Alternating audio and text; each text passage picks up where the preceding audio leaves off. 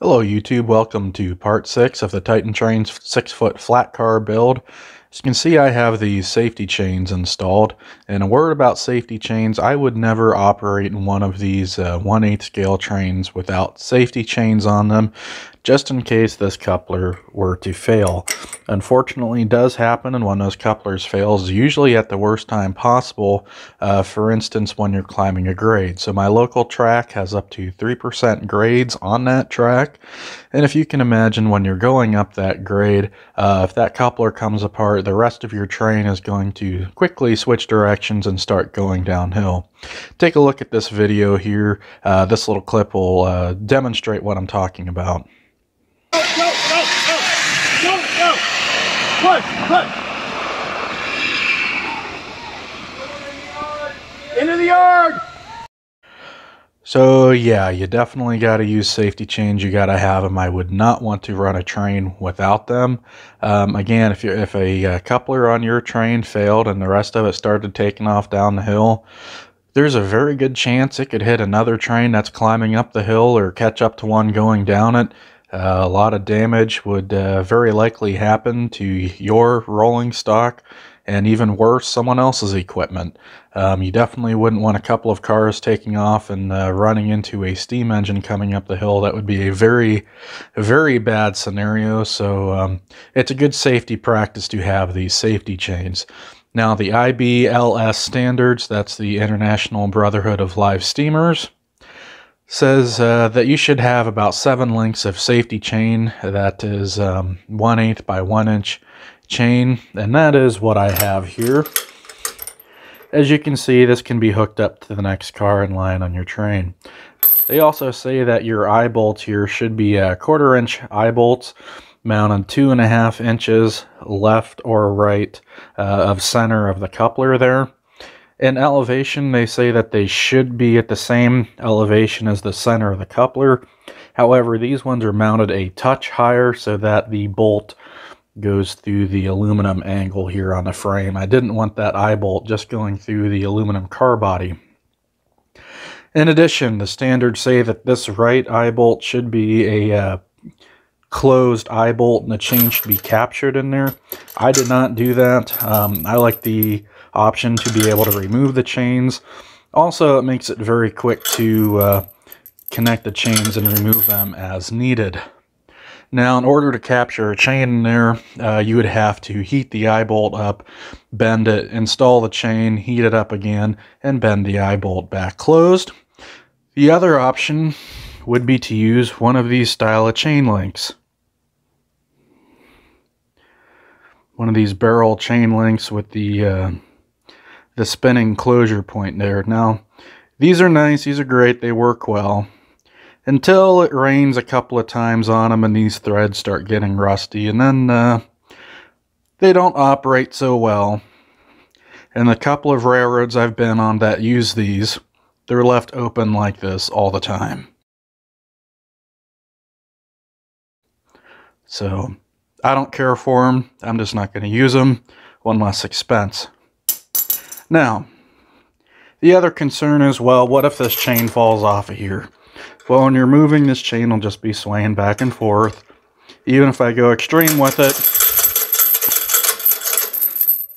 it takes an awful lot to get that to pop off of there, and unlikely to happen. It also happens that the seats have arrived, and I have those mounted up, so I'll show you those as well. Here are the seats just purchased off of Amazon. Those are Wise boat seats. They have a variety of different colors available. However, I went with this dark navy blue color. They are supposed to be UV and water resistant on boat pedestal mounts, and also they can swivel a full 360 degrees here. A little bit stiff as they're new, but they can swivel a full 360 degrees. And as I have them mounted, I can sit in the front and operate the locomotive. If the train changes directions, you can just turn around and face the other way, which is very nice. You could have a pair of seats facing each other. Nice convenience as well. Again, that slope on the floor coming back to haunt me. It just rolls so easy in that direction. So anyhow, if you change direction, you can do that. Or they can also be oriented back to back. So I could be operating a train and have a passenger behind me keeping an eye on the rolling stock in tow, or if there are some kids on a car behind me, there can be an adult sitting in the rear seat and making sure that they are behaving.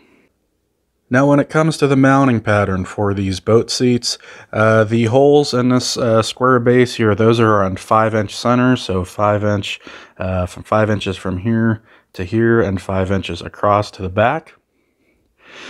Now, modifying the car as it came from Titan, the original cross member would have mounted here in this bolt hole, so I kicked it over 1.25 inches to the left and added this cross member on the right hand side. So very easy to do and provides a very secure mounting system for these seats. The next major step in the build series will be paint, and I'm not going to show that process in extended detail, but I will tell you what I'm going to do and what type of results I'll end up with.